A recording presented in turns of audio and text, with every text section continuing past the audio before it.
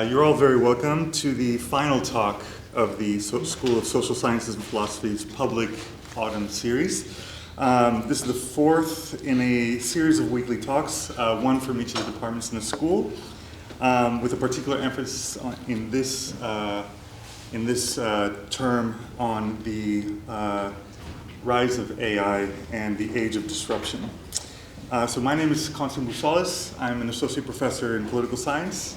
I study political communication with a particular emphasis on climate misinformation, and political extremism.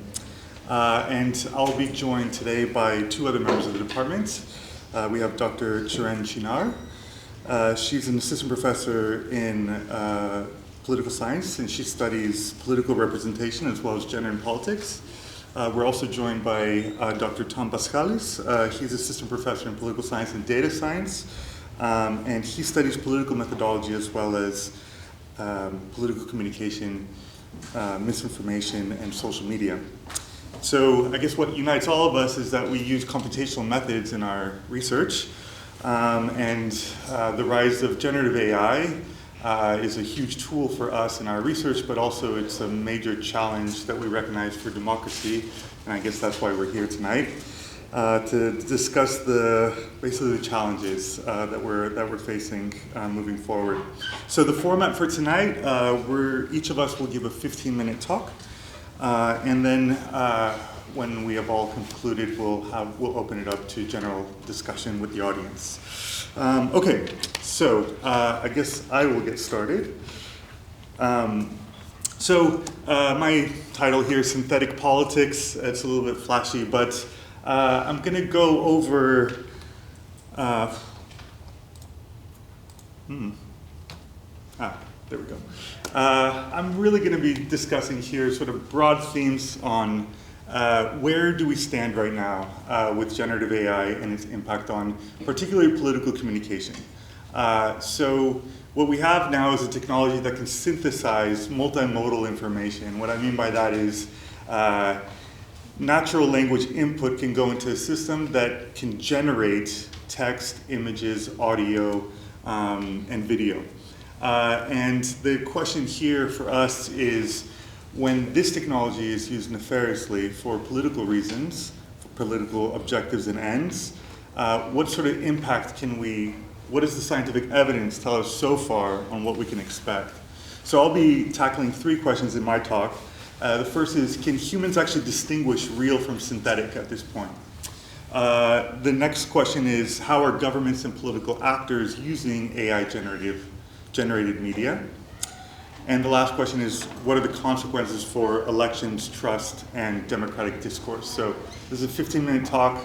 We're not going to get too deep here. There are also themes that are going to be picked up by the other speakers, but I hope to touch on all of these. So I guess let's start off with the first question. Can we discern real from fake?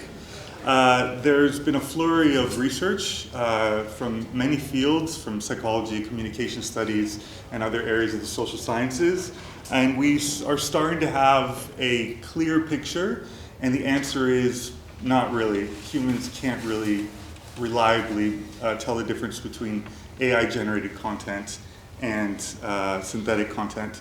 So here's one study by Cook et al. This was published in the proceedings of the ACM. So here we have a study where they took a little over 1,200 participants, and they embedded them in a social media environment, a fake social media environment, and they asked them very simply at certain points, is this AI generated, this thing that you just saw, or is it real? And the overall performance is that humans did more or less around a coin toss. So overall accuracy was 51.2%. People performed around 49% when it came to accuracy in terms of identifying images, 51% on video, 54% on audio, and 55% on audiovisual content, so a combination of some of these modalities. So in other words, across all these formats, human intuition is approximately no better than guessing.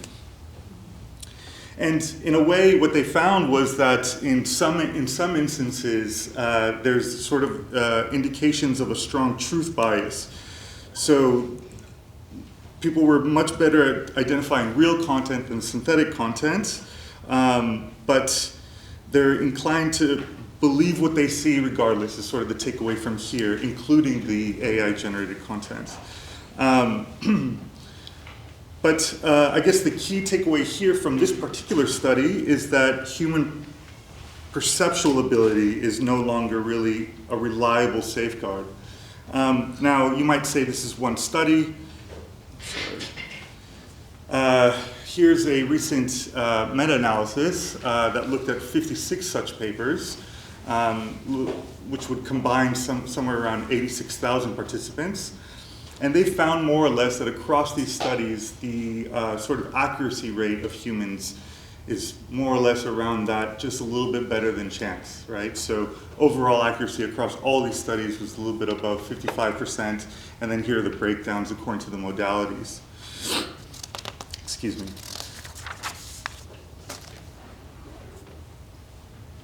And this review also looked at sort of, are there any sort of strategies that can be used to improve human detection performance? So things like training or feedback after the case, or AI-assisted detection that would help humans, or group collaboration, or sometimes there were studies that sort of had these, what are called deepfake caricaturization. So in other words, where you exaggerate the artifacts of whatever mode you're working in to make it more obvious that this is fake. And when you do all these things, the performance reaches at most 65%, right? So it's still not even close to what we would call reliable. So that's sort of where we stand in terms of scientific evidence of human ability to detect. Now I want to transition over to the political dimension, and we're going to start by just thinking about the fact that governments are starting to use generative AI content in their official communication. Perhaps most notably is the current administration in the United States. Here I have some recent examples. Recent, I mean by the beginning of the administration this year. Maybe some of you have seen some of these examples, but I'm going to just walk you through them. So in the top left, earlier this year, how many people saw this video that was posted by Donald Trump on his social media?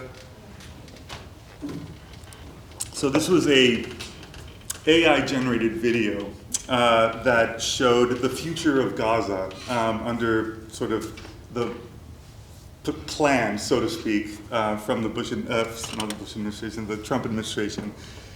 And it included a huge golden statue of Trump in the middle of Gaza, Trump and Netanyahu hanging out by the pool drinking cocktails, Elon Musk under a shower of money.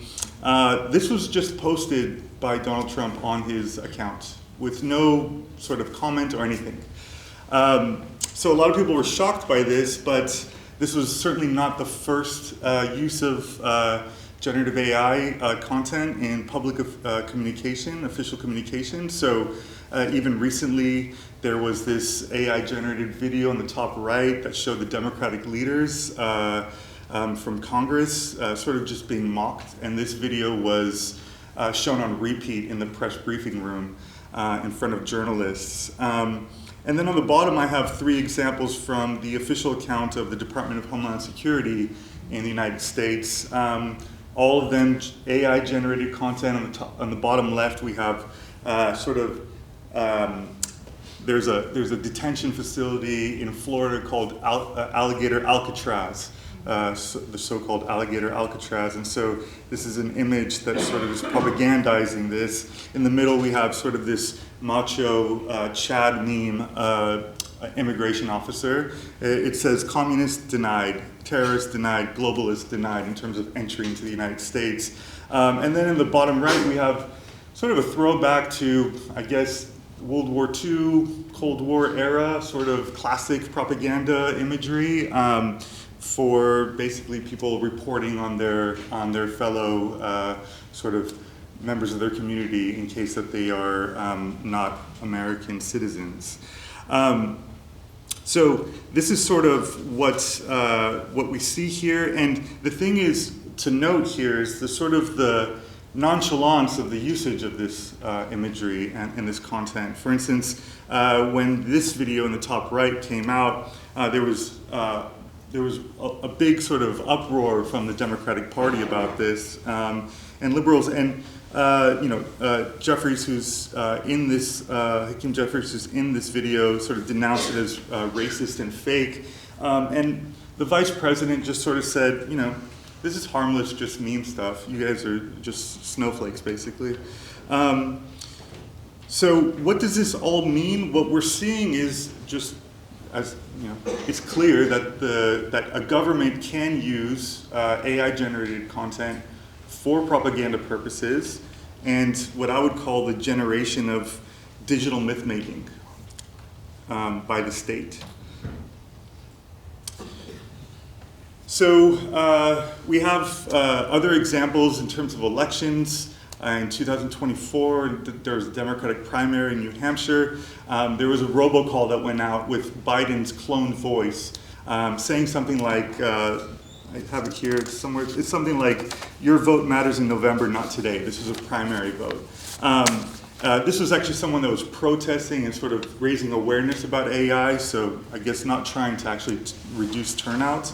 But in the Indonesia election this year, last year rather, there was this deepfake video of the former dictator that died in 2008 that basically said, choose wisely who you're going to vote for. So this was labeled as AI generated, etc., but there was sort of a lot of attention was put on these actions here because these are documented cases of Gen AI content entering the political arena and elections in particular. So a general point that I'm trying to make here, that I would like to make, is that it's, as you can see here, we do, as humans, there is evidence that we don't have a very good sense of figuring out if something is AI generated or not. There's a leap between that and persuasion, which ostensibly some of these examples were trying to do or attempting. But I think a more deeper problem is that is what's called the liar's dividend. So in other words, as I say here, synthetic media becomes prevalent, people increasingly doubt even authentic information. And so what this does is that it leads to a sort of corrosion, an epistemic corrosion, where we have a generalized skepticism that just breaks down our shared sense of truth, which is obviously problematic for a democratic and open society. There's some evidence of this sort of effect. There's a recent paper from a group of political scientists that find that on the one hand, there's a positive outcome here, which was that they didn't find much believability of their deep fakes that they used, but what they did find was that after exposure, people were less likely to believe even real videos. So once you tell them that, this is a deep fake, then they say, wow, it was really real looking. And then it sort of had a spillover effect on their believability of other true videos. And so maybe it's not deception, maybe it's just this epistemic corrosion. And there was a survey that was conducted before the 2024 election in the United States, where 83% of US adults worried about AI election misinformation. So it just shows sort of that the general public, even across the aisles, partisanship didn't really matter in this case. People are concerned about this.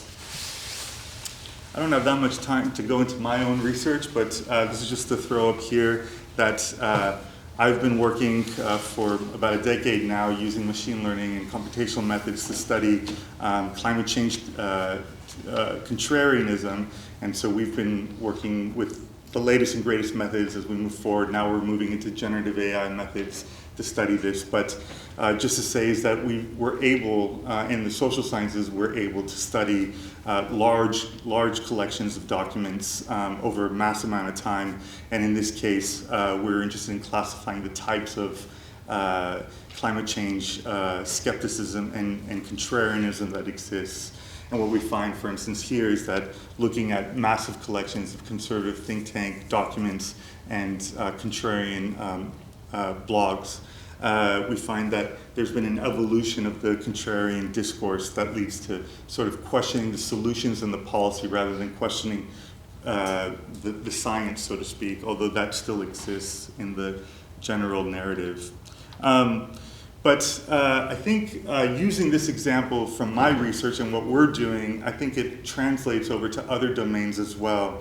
So there's an opportunity that advances in computational methods such as generative AI allow us, and that's sort of creating AI tools to, as I say here, enable rapid and automatic detection of not just climate misinformation, but other types of misinformation as well at large scales and in a rapid manner. There are sort of extensions that we're doing looking at fallacy detection, rhetorical tricks, these sorts of things. Generative AI and these sorts of methods are very good at, the models that underpin these methods are very good at detecting this sort of context around a narrative. And really it's generating counter narratives that can be rapidly deployed. But on the other hand, there are also threats, and it's really just the other side of that coin. Contrarian bots can be generated that generate misinformation at very large scales. And not only that, but they can be done, they can generate content that is, that can even be variants of existing claims that haven't been seen yet. So it's the combination of not just claims and narratives, but also even modalities. So for instance, taking a new claim and creating a new video, say failed wind farms, wind generators sort of falling down or something like this, that can be combined with fabricated scientific reports or things that sound like scientific discourse. And so there is sort of this threat of an arms race that could be emerging where you have detection and counter narratives as well as deceptive bots that are sort of playing against each other. And so just getting to my last slide here, I think that there are certain things that can be done at the technical front, for instance, watermarking or metadata of the provenance of media, or even generating these adversarial detection mechanisms that I just sort of mentioned. But these are probably just very superficial things, probably in the grand scheme of things.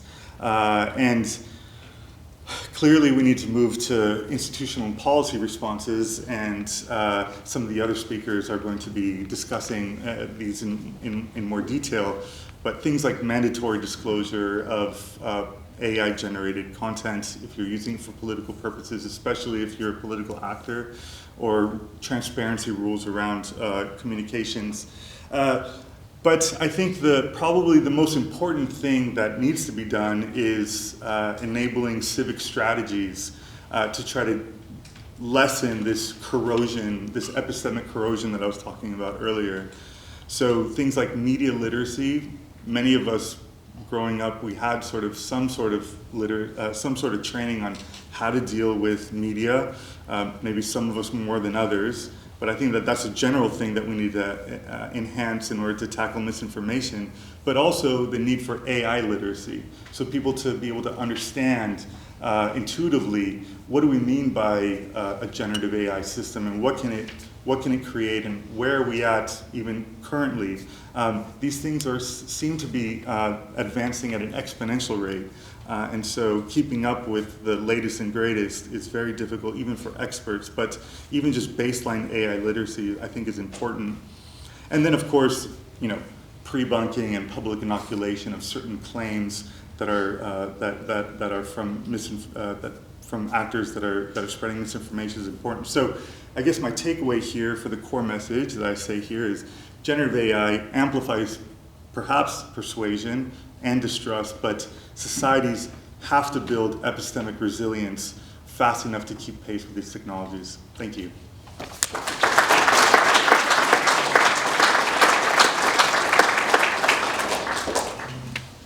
We'll be followed by Dr. Tom Paskhalis.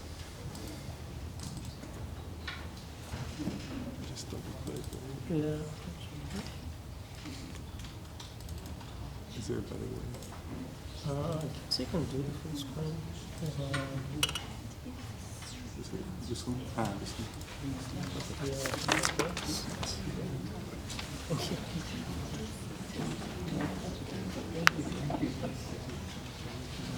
you. Good evening, everyone. Thank you very much for coming. I'd like to continue our conversation about democracy and AI. In particular, in my talk, I would like to focus more on the misinformation aspects, just because this is part of my ongoing work. So I spent the summer working on a grant where the motivational part was centered around the Romanian presidential election in 2024. And when talking to a lot of people, I realized that it actually it wasn't actually as well known as I kind of assumed, deeply immersed in all this conversation. And I think now is actually a good sample size to get an idea. How many people of you here in the audience, I know it's obviously not a random sample, know about what happened in the Romanian presidential election in 2024? So yeah, 5–10% maybe. Okay. So I think it's very, it's both interesting and fascinating, and I think that sort of brings some value to what I'm about to tell you, as well as to the talk broadly. Also, I didn't do a trigger warning, but the video on the left-hand side, as I think it's kind of labeled there, but this is a deepfake generated video from one of those, they were like catwalk, were like in vogue, I think, about a year ago or so. So the Romanian presidential election, a brief introduction, right, to what happened. The first round took place on the 24th of November, 2024.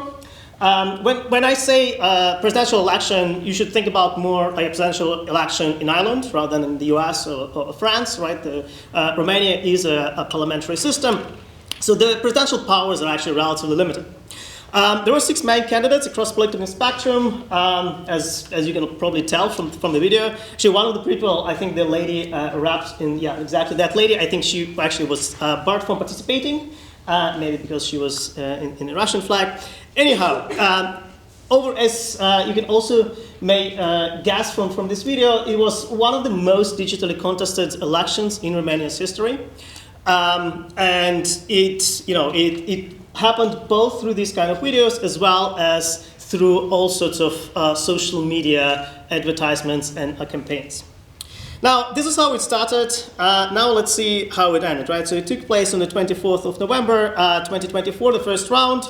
The independent far-right candidate came first with 33% of the popular vote.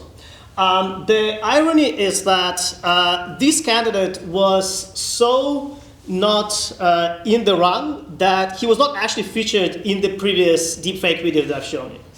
Right, there were 6 candidates in the previous video, and you might have thought one of them was the winner, but that's not actually the case, right? When they did this video, the person who won, who's been interviewed over here down on the left-hand side, was tracking somewhere around 6–8% of the final count, right? Of the popular vote. So it was actually like way behind in the polls. What it triggered is that Romania asked the European Union, the European Commission, to investigate TikTok's election handling because that guy ran a was claimed as a really successful social media campaign primarily through TikTok, even though he claimed that ultimately he didn't spend a single penny on his campaign. The intelligence report, the Romanian declassified intelligence reports, they identified around 25,000 suspicious TikTok accounts. Now, we can have a sort of a conversation what exactly it means. Then, some of them, I'm sure, were not like especially active, but broadly speaking, about 2 weeks prior to the vote, sort of a lot of those dormant accounts became active, and ultimately, were accused of swinging the vote in a certain direction, right? They also encountered direct payments to influencers. So, right, there were the social media campaign, but also some of the influencers, actually legitimate influencers, were paid. TikTok admitted something around 300, 400. I think the declassified reports said there's something in the realm of 1 million were actually spent. They tracked it down to some guy. And ultimately what happened on the 6th of December 2024, the Constitutional Court annulled the results of the elections due to alleged Russian interference. Since then, there is an ongoing investigation into TikTok by the Electoral Commission and actually Commission Naman as well here in Ireland, because TikTok is registered here in Ireland within the EU.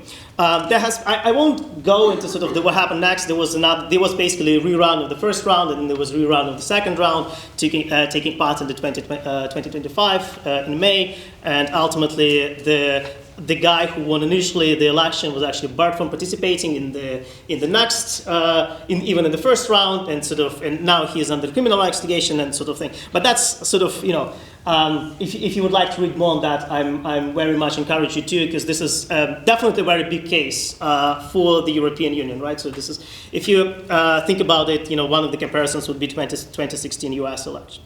Now, this is all beautiful, right? Like, this is all very interesting, the classified election reports. Now, we're political scientists, and yes, you can tell us, well, there were like a lot of, thousands of millions, billions fake accounts. Like, did it actually matter? Like, this is $1 million question. Like, did it like actually matter in terms of persuading the voters to change their voting behavior? The short answer, as you would imagine, well, we don't really know, right? There was no ongoing study. There was no. We were not yet even at the stage where we actually have the data, the access to the data that TikTok collected of the deleted accounts. But as scientists, we can look back at the literature and think about any of those campaigns as a general sort of story around electoral campaigns, right? There is a pretty substantial literature in political science on the minimal persuasive effects, so minimal campaign effects, essentially literature. So this is one of the larger and more recent studies by Colin Brockman, where they looked at over 40 field experiments and in the US, right? So across different media, general elections in the US, and they also conducted like nine original field experiments. And the general story is that the average effect is around 0, right? So if you look at the plot here, and this is across different media, you have phone, mail, canvassing, TV ads as well. And broadly speaking, apart from really deeply invested election where a lot of money is thrown in, you can observe, I think there are a couple of here that show some effects. I think the one down here, you can see one with some significant effect, and then the one over there. But broadly speaking, now this is the case in the US in the general elections, so the field experiments. Now, what if we talk about sort of more dramatic and maybe more closer to the European context? So one of the great studies that came out in the last decade, I think so, by Southern Munsert, where examined one of the most dramatic cases, right? The rise of the Nazi Party, the coming of Hitler to power. Especially, right, the idea here is that it took place before TV was highly prominent. It was even the time where radio was not that common, to be fair. And so what Hitler did, he flew into a lot of areas and basically gave in-person speeches widely attended. I think the total attendance was something of the ones, so I think they looked at around 450 speeches, public appearances by Hitler between 1927 and 1933, when the Nazi Party finally came to power.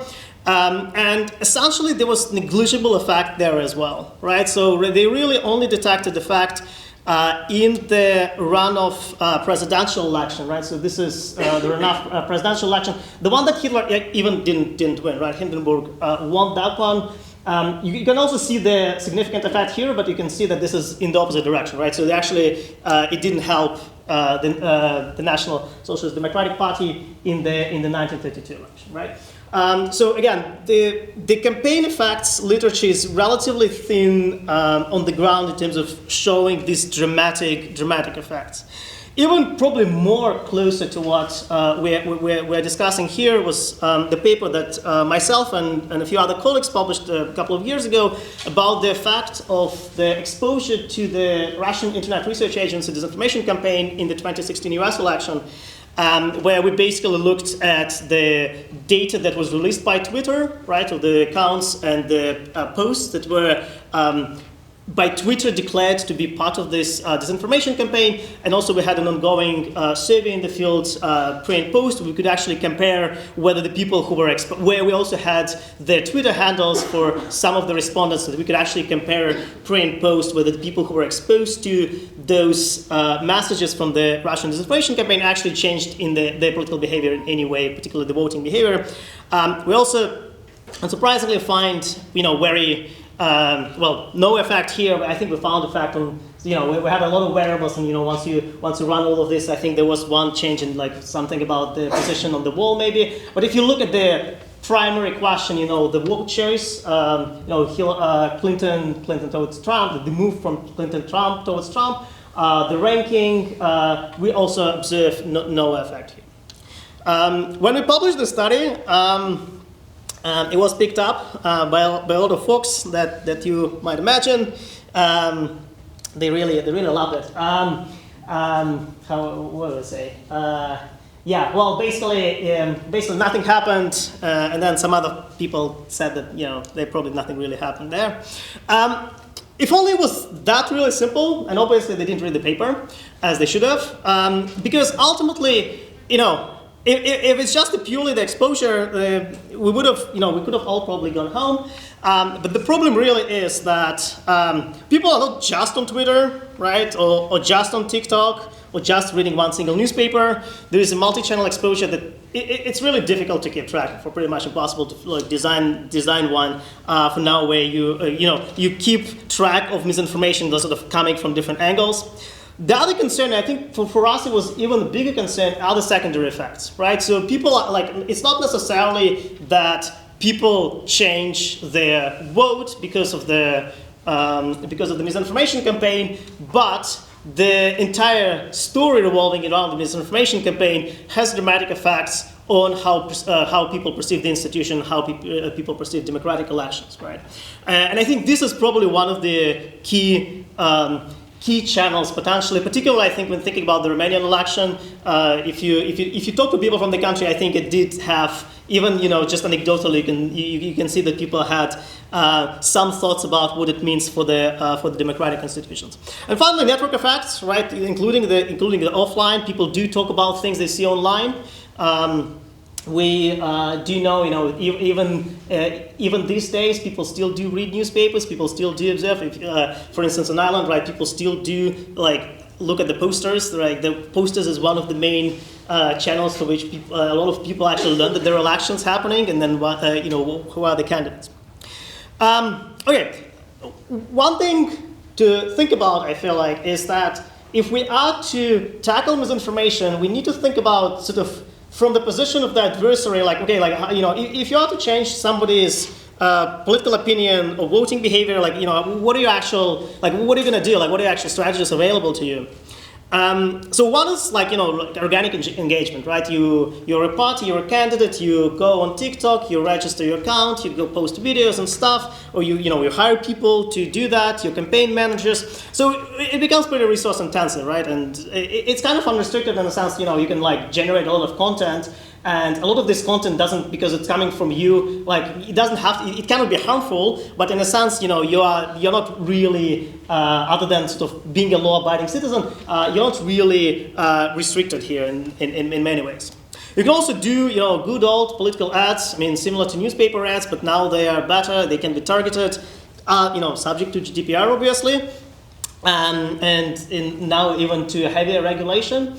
Right, so you go and buy political ads again on social media platform. You create those ads and serve them to the voters that you think might be most persuadable, or your voters, or the people with a similar political position who you need this get out to vote message.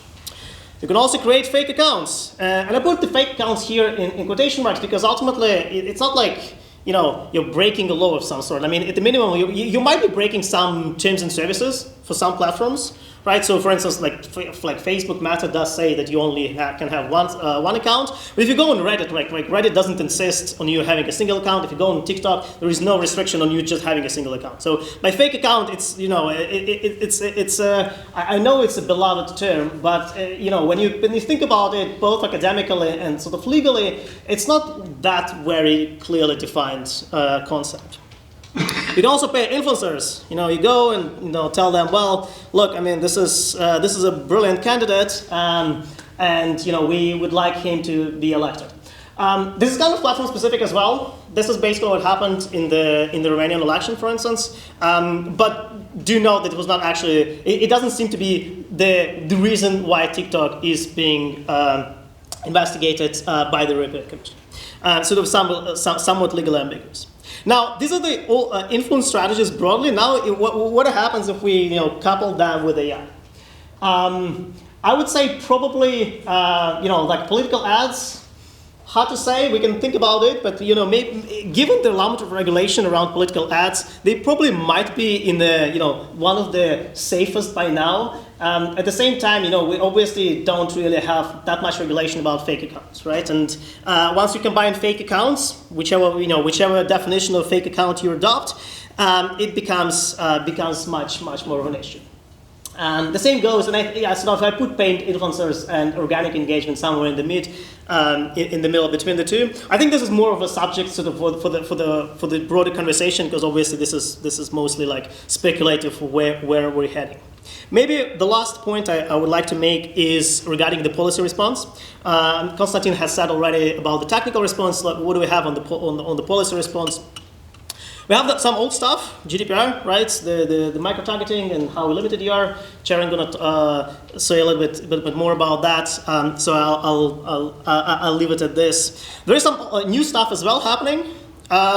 Digital Services Act, which is the primary piece of legislation by using which the European Commission is actually investigating TikTok, and this is the actual article that TikTok is being accused of being breaking, right? So they're not accused of like changing the elections. There is no such part in the digital services.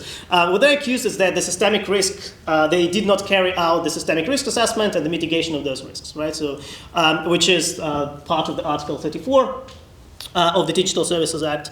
We have AI Act, some of you might have heard. I think the AI Act actually in terms of misinformation and political advertisement is not probably the most relevant for us. I mean, it basically says, you know, like if you are trying to change the outcome of the election, well, then you have a high-risk AI system. Who would have guessed? And then finally, the piece of legislation actually probably most people haven't heard about, but I mean, it has the, well, first of all, it came into effect last Friday, 10th of October. Transparency and targeting of political advertising regulation.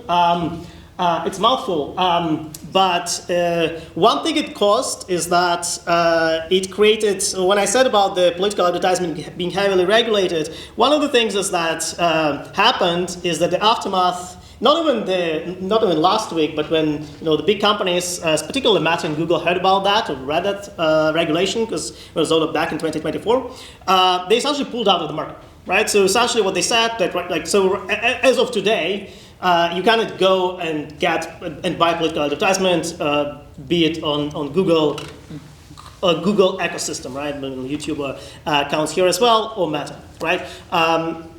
And sort of the argument that they're making is, you know, that essentially we are that the EU is restricting access to smaller players in the field, right? So the people who would have smaller amounts of cash to spend on political ads now cannot get them because those platforms need to comply with this regulation. So I think this is, and I also didn't quote any of that because it's like 40 pages, and all of this is around political advertisement, as you can imagine.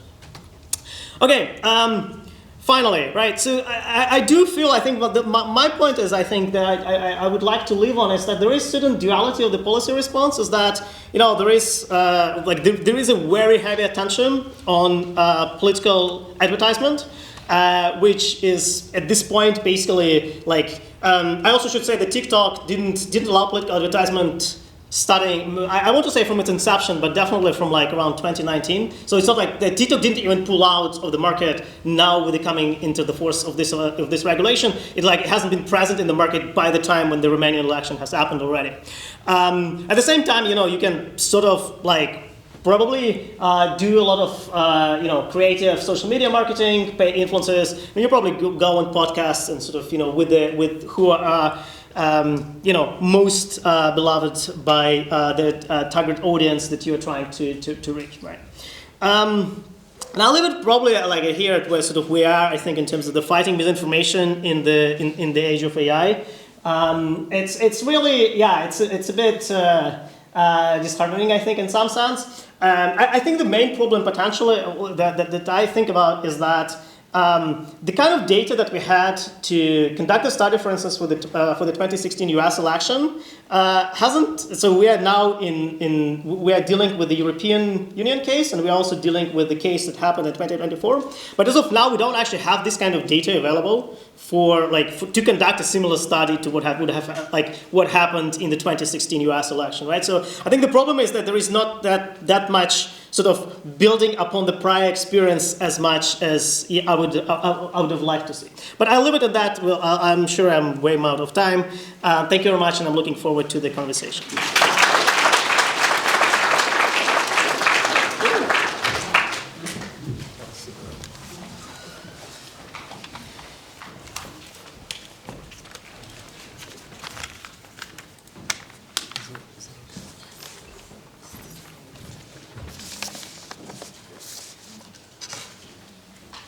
Okay, good evening everyone, and thank you for being here. Tonight I will actually talk about how artificial intelligence is reshaping election campaigns, both in terms of how political messages reach us, the voters, and also in terms of how political competition is shaped.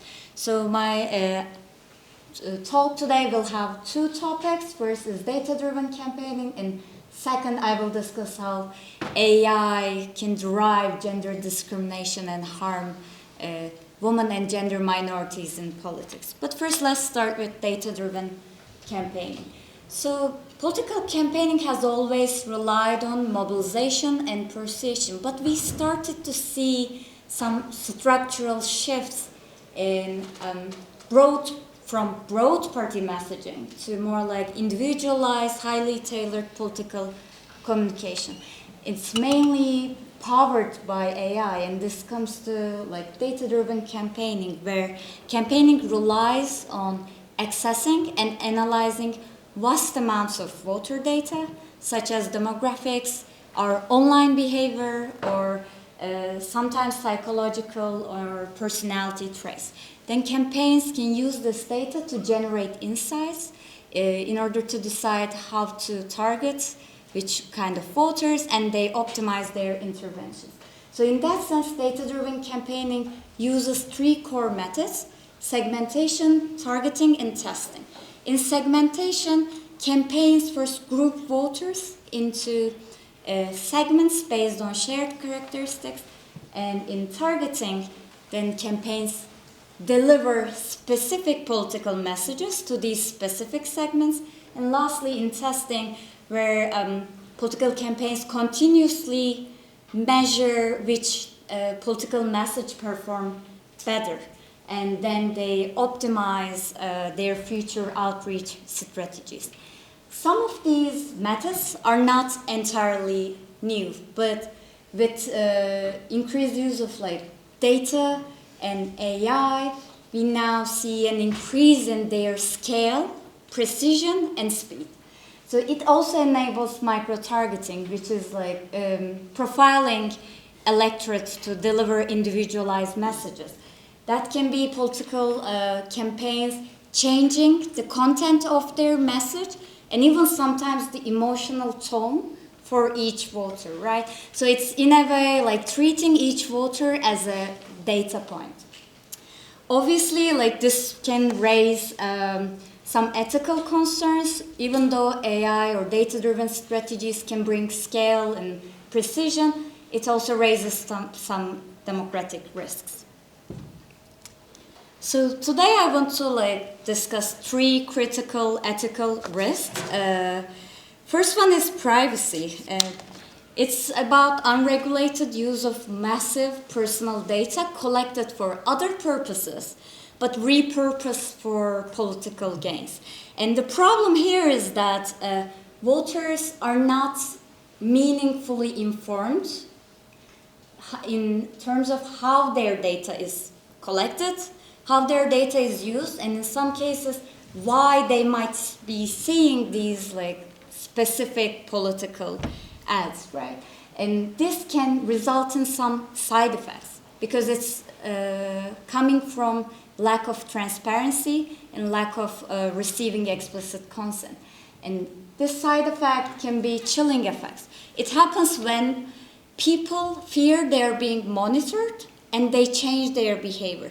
In terms of democracy, it can have very serious implications. For example, people might start speaking less freely, or they might be thinking twice before engaging politically. And the second ethical risk I want to mention is manipulation. So it's about targeting voters based on their specific vulnerabilities with match messages. In a way, it's when political campaigns, again in a non-transparent way, exploiting emotional and psychological vulnerabilities of voters. So manipulation, in a sense, moves political persuasion away from arguments and evidence towards emotional engineering or behavioral influence. And last ethical risk I want to mention today is democratic fragmentation. And it's individualized, it happens when individualized targeting shrinks public space. So it's when campaigns no longer speak to everyone, but they prioritize contacting voters whom they think are more easily persuadable, right? That can end up with campaigns completely ignoring or even demobilizing certain voter groups. And these groups are redlined in a way they may be marked as not worth engaging, right? This is a huge risk because it can end up with increasing inequality in political voice. But most of these risks, I think, became highly relevant and brought to global attention with the Cambridge Analytica scandal. I think most of us might have heard of it. It's a real-life example of the potential misuse of these data-driven practices.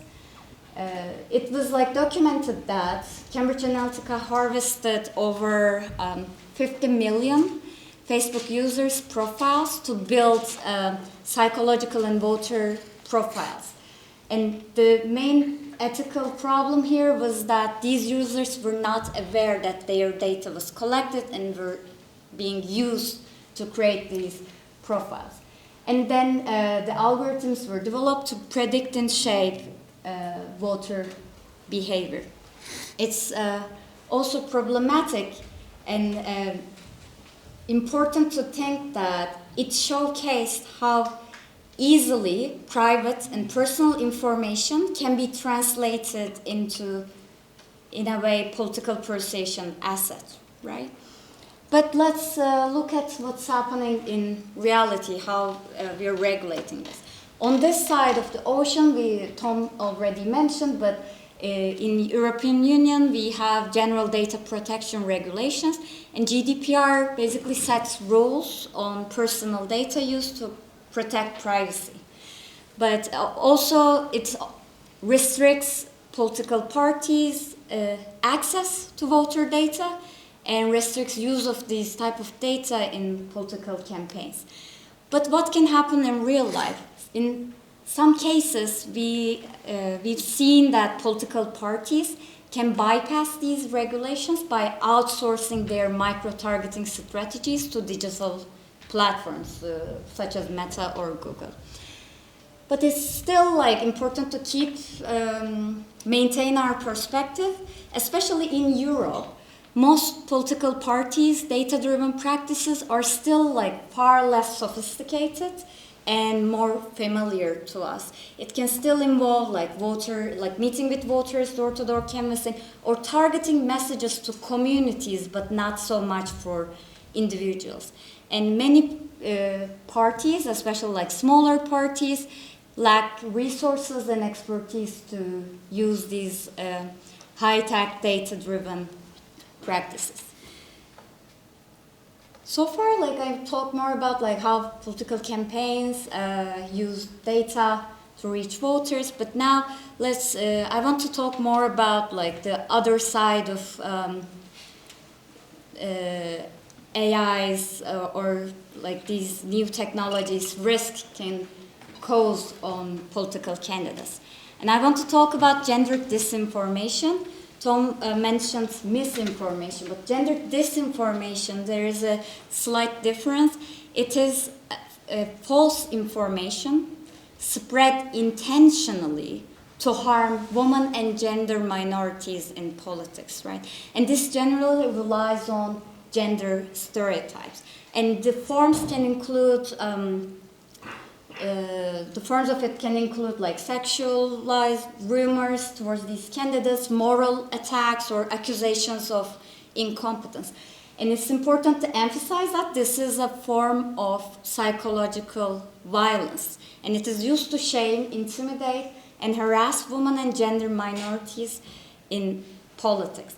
And we also see that women especially are disproportionately targeted online, especially with sexualized and identity-based attacks. So it's a very strategic form of violence, mainly spread in social media. And it can have very like detrimental democratic effects. It can discourage women and gender minorities from entering political life. And by increasing costs of entering political life, it can also like reinforce underrepresentation. But of course, like AI came into place and like it intensified this problem. What happened? Like generative AI tools produce deepfakes, right? These synthetic images or videos. But these deepfakes can be also maliciously used to create non-consensual, intimate imagery to target women in public sphere.